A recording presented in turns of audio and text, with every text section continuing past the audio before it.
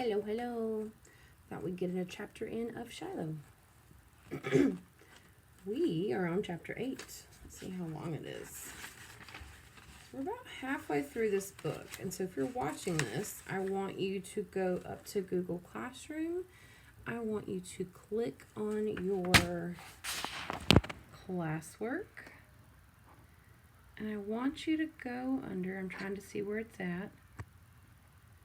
I think it's under Monday. Yes.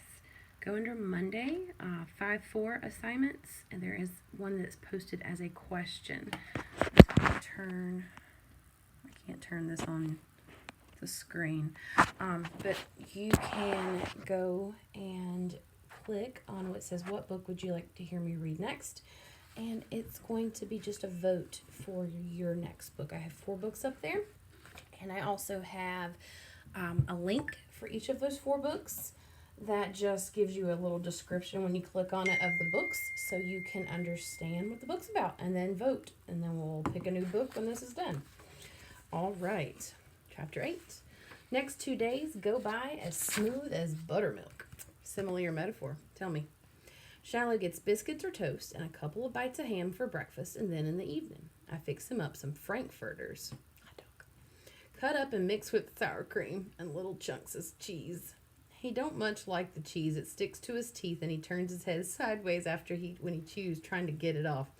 Licks his chops afterwards, though. He throws up the first time he eats the stuff, too rich for his belly, I guess. But after that, he manages to keep it down, and all the while he's fattening out a little. Each day it's harder to see his ribs. That's good. He's finally getting bigger. I know my secret can't go on forever, though. Only had the dog for 6 days, and that evening I find out that Judd Travers wants to hunt on our land, up the hill and over in the woods.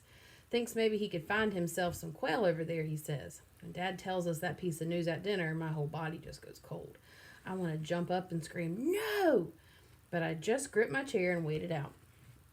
Ray, I don't like that idea at all, Ma says. You never asked to hunt on his land, and I don't want him hunting on ours.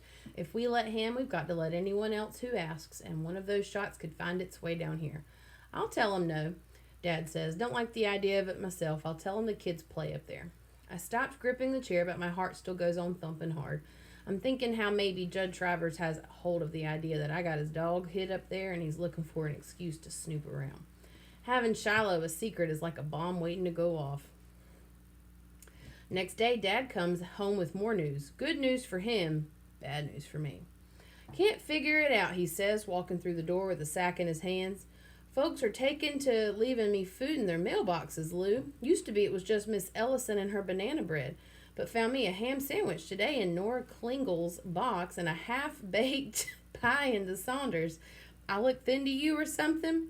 Ma laughs. Well, maybe it's just that you're the best mail carrier they ever had on the route. Well, we got a half a pie for dessert tonight anyways, Dad says. Oh, brother, I say to myself. Maybe Mr. Wallace is doing more talking than I figured.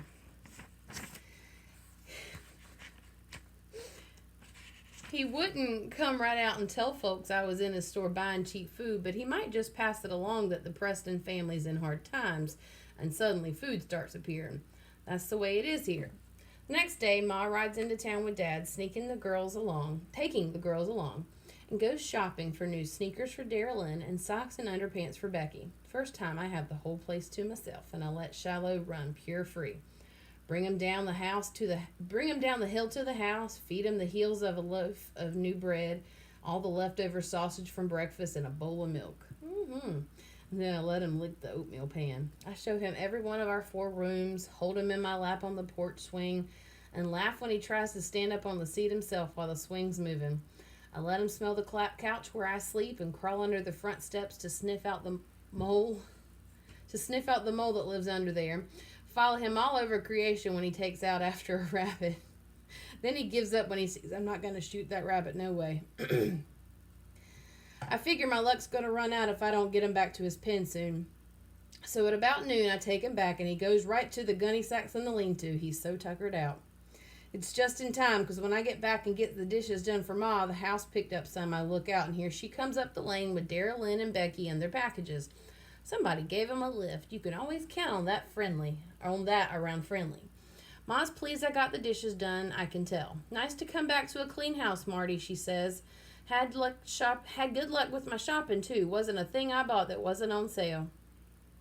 Dara Lynn wore her sneakers home and got a blister already, but she don't care. She's so glad to have something new. When I walk in the kitchen next, Ma's looking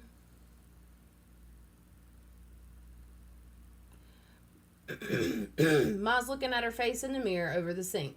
Got her eyebrows raised high, and then she pushes them low and then raises them again. When she sees me studying her, she says, Marty, I got frown lines on my face. Tell me the truth now. I look at her good. Sure, I don't see any, I say. Well, I don't neither. Ma's got a pretty face, plain but smooth.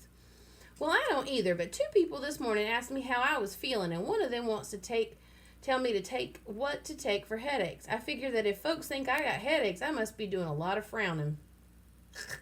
Didn't he tell the grocery store guy that the mama had? No, it wasn't the grocery store guy. He told his friend's mama that his mama had headaches. Won't. That's my heart. Folks think they got a remedy for something. They'll tell you whether you need it or not, I say. Sound so grown up, I hardly recognize myself. So scared inside, though, my stomach's shaking. Ma's taking out all the things she bought and putting them on the table, taking the price tags off Becky's underpants and socks. I saw David's mother at the dollar store, she says, and they've got relatives coming in tonight. She wanted to know if she could bring David up here tomorrow when the rest of them go to Parkersburg, and I told her yes. Okay, I say, but all the while I'm thinking, what am I going to do with David to keep him off that hill? Take him up towards the old Shiloh schoolhouse, maybe, walk along the river. Funny thing is, you've got yourself a dog, you sometimes feel like you don't need anyone else. Used to be, I'd be waiting at the window for David Howard to come up here for a visit. Nobody loves you, though, as much as a dog. Except your mom, maybe. That night, Ma makes us fried chicken for supper, first time in a long while. I put away a wing and a thigh on a saucer to eat later, I tell Ma, and add a spoonful of squash, which might be good for Shiloh's insides. He eats anything. The frankfurters and cheese and sour cream is all gone, so I got to be watching for table scraps again and go out can collecting soon. Dad's working on the pickup after dinner, changing the oil. Becky Lynn and Dara's turning somersaults in the grass, and Ma's cleaning the kitchen. Soon as her back is turned, I sneak the food off the saucer and head up the hill to see Shiloh. I can tell Shiloh likes that fried chicken better than he liked that sour cream frankfurter mess he'd been eating all week. Even eats the squash and then licks my hands and fingers to get the salt off any place I'd touched a piece of chicken.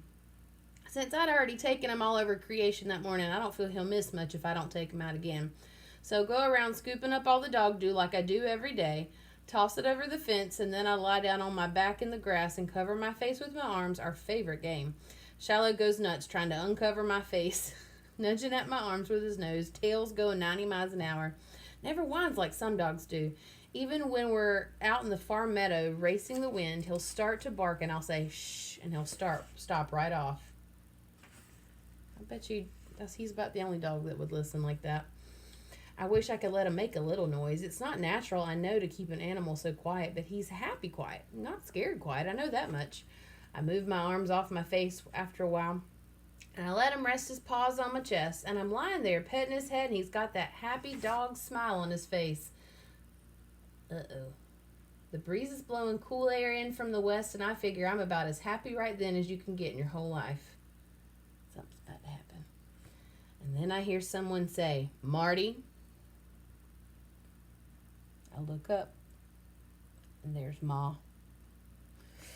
All right, stay tuned for Chapter 9. We'll see what happens. Maybe she'll let him keep him. Maybe she'll make him turn him back in.